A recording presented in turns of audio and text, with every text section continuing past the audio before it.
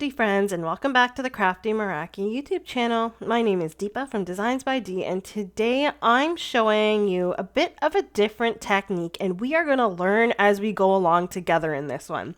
So I want to show you how to foil background, so background foil plates in 3 different colors of foil. Now you could potentially use more than 3 different foils, but I thought 3 was a good amount to go with for showing this technique. And if you're thinking that, oh man, I'm gonna have to foil 2-3 times, no you won't. The fussiness is done when you put your foil or different colors of foil together, and then you just have to foil your plate once. So we're going to be using a bunch of different Crafty Meraki products, the main ones being the Ballad of Heart and the Diamond Dazzle background foil plates, and then we're using a bunch of different colors of foil. I've got cobalt blue, sky bright, silver. I've got magenta, the light pink, and also some rose gold foils here. So you can pick any colors that work for you. You can use colors that are kind of in like an ombre effect, or kind of like what I'm doing here, or you can choose a bunch of different colors. Really, the possibilities are endless, and that's how you can get so many different looks with this. So this is the Spellbinder's trimming tool for the foils. You probably recognize this. It came out when the Glimmer machine came out a long time ago. And you may have thought you probably don't need this. Scissors are good enough, and that could be the case, but I find that this really helps with this technique because it helps you cut nice straight lines. So I'm going to be using this as one of my greatest tools for putting together the different colored foil panels that we're going to be making in order to make these backgrounds. Now, I'm using the guides on the trimmer. You can see that I showed you there were 2 cutters that come with it. You can use one for paper. I don't actually use this for paper, but it's probably a really cool tool to use for paper if you want to cut little strips or little banners and things like that.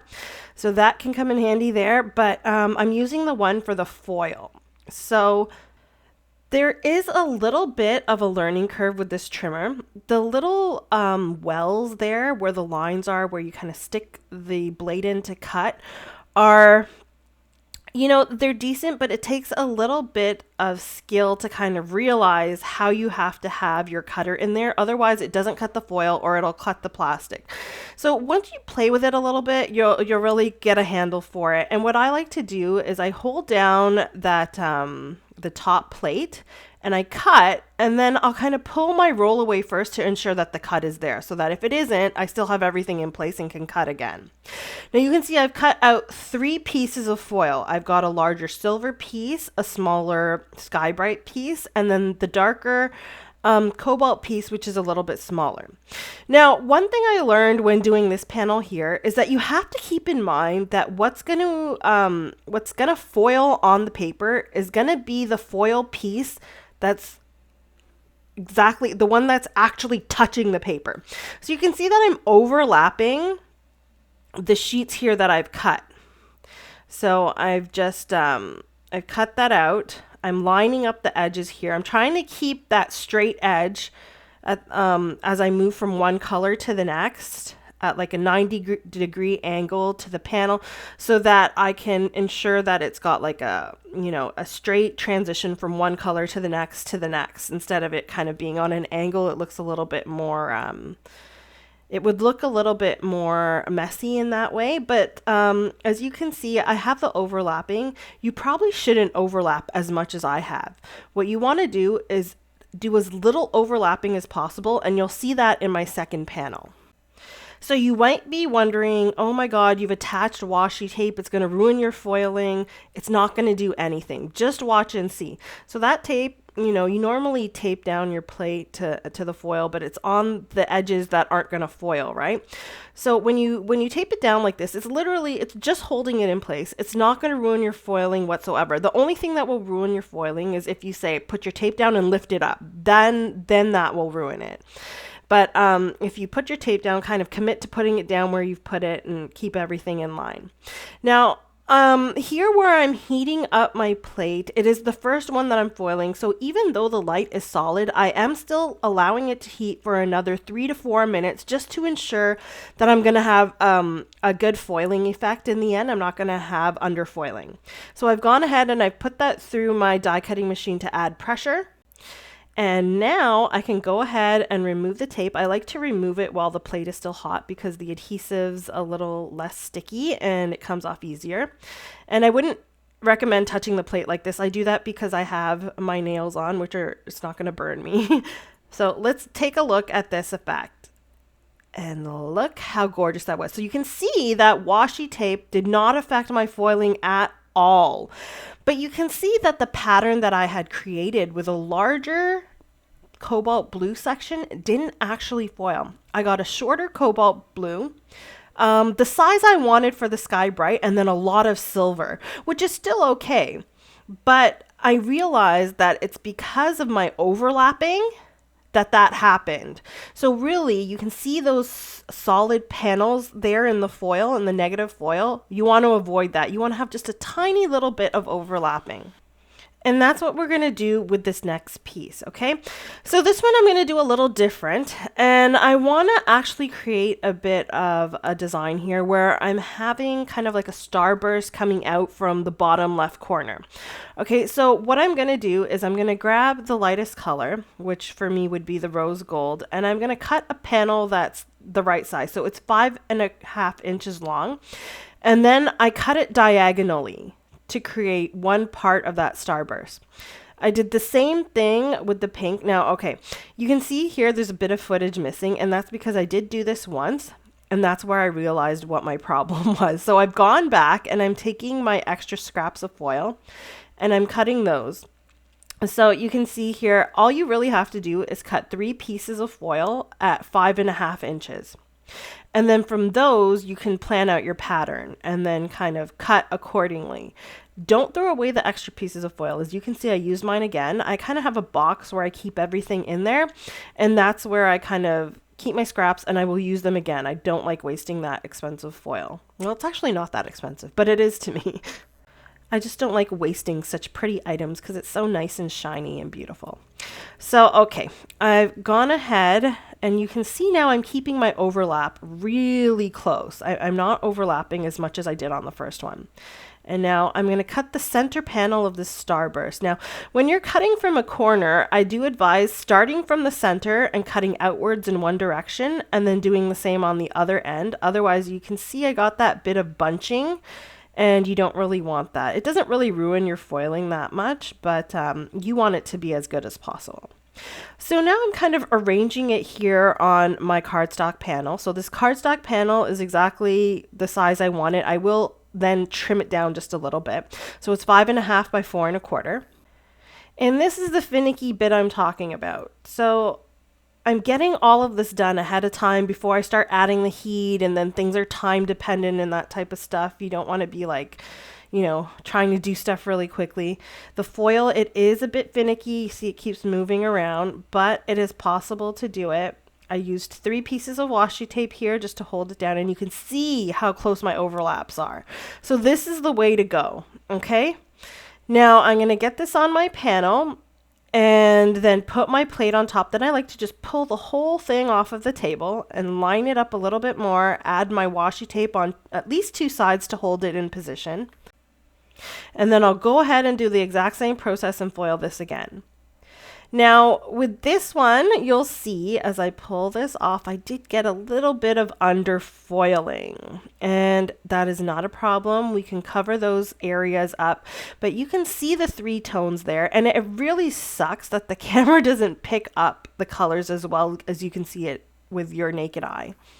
So you can see I've got the 3 colors there, kind of in a starburst fashion. And then I've also got the 3 colors on the Diamond Dazzle panel, which creates a bit of an ombre effect. Now, I'm not 100% sure if that really captured the ombre effect, but if I did, please go ahead and let me know in the description. in the comments if that did happen, if you think that I got the ombre effect. If not, I'll have to play with this a bit more. But I think with foiling, it's going to be hard to get the transition between the 2 colors. You kind of have like a straight line in between. Okay, so moving along here, I've got my two panels now. Let's go ahead and make some cards out of these. So I'm using the You Inspire Me stamp set, which is actually one of my favorites right now. I'm using some Memento ink to stamp out the smaller floral bunch here. And then I'm actually just going to use some Copics to color these in. So I'm just using some beautiful violets, red violets, and then I'm going to be using some browns to color in the leaves. And for the center of the flowers, I also used a darker brown to just kind of blot in the center there and fill in the center of the flower. Now, these stamps come with, or rather, they have coordinating dies that you can purchase in the Crafty Meraki shop. However, I don't have them, so I'm going to grab my scissors and do some fussy cutting. So I'm cutting these out. I'm not going to show you all of that because it's a lot of extra footage that, I mean, you know how to cut out the flowers, right? So I left a little bit of a border, cut around the edge. The flowers are nice and cut. I'll go ahead and grab the panels. I'll cut them down just a little bit. I'm cutting off about 1/4 of an inch so that on like the top and the side so that I can get a 1/8 of an inch border just around the entire panel. When you cut your panel, it's also an opportunity to get rid of any unfinished edges that you may have in your foiling. And you can see once you cut it down, it looks much cleaner and nice.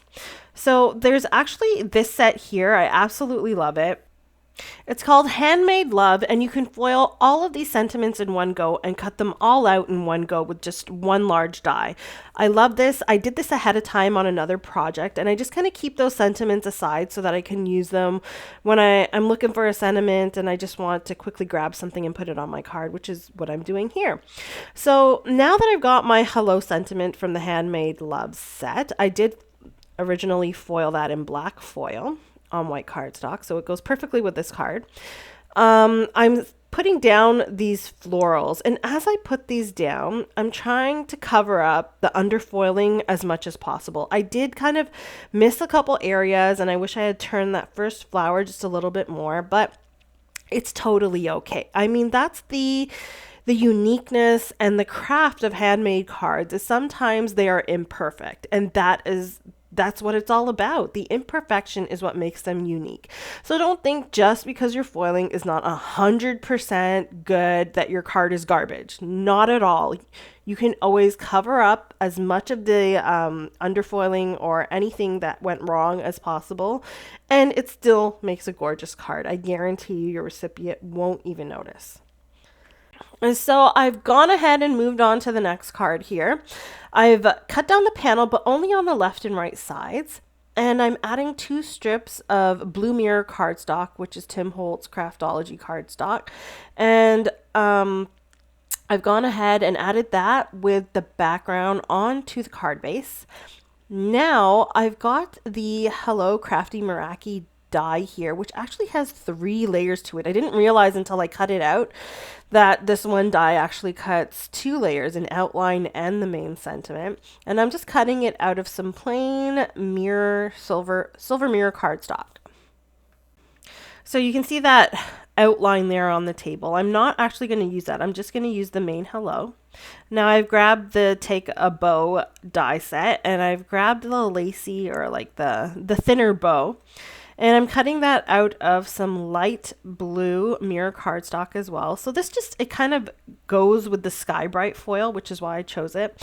The blue mirror cardstock on the left and right side of the background of this card goes with the cobalt blue foil, which is why I chose that. And then the silver hello die cut goes with the silver foiling. So that was my thinking when I chose those types of cardstocks.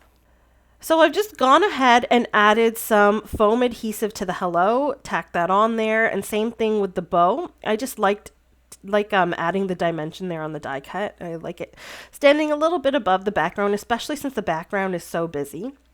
And now I'm just going to add some embellishments to both of these cards. So I'm actually using this one set of embellishments from Crafty Meraki. It's called Sparkly Mix, and I like that it has a mix of all different colors of gems. So if you're buying the gems and you can't decide on a specific color, this is the way to go because it's got a whole bunch of different colors and you can just kind of pick and choose the ones you want to use. So I chose the darker blues, the lighter blues, and then some of the magical iris gems, which are just white and AB facet. They're faceted and they're AB colored, so they shine all colors of the rainbow. I added those there. And then on the second card, or actually the first card, I added some of the pinks and then more of those magical iris gems.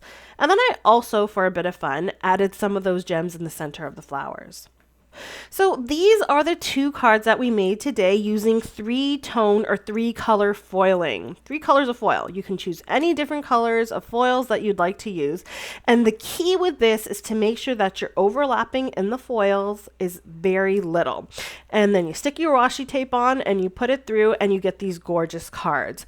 As I said, the beauty of these is really something that you have to do for yourself and see in person. If you've done foiling, you know exactly what I mean. And I hope that this technique today is something that you will give a try.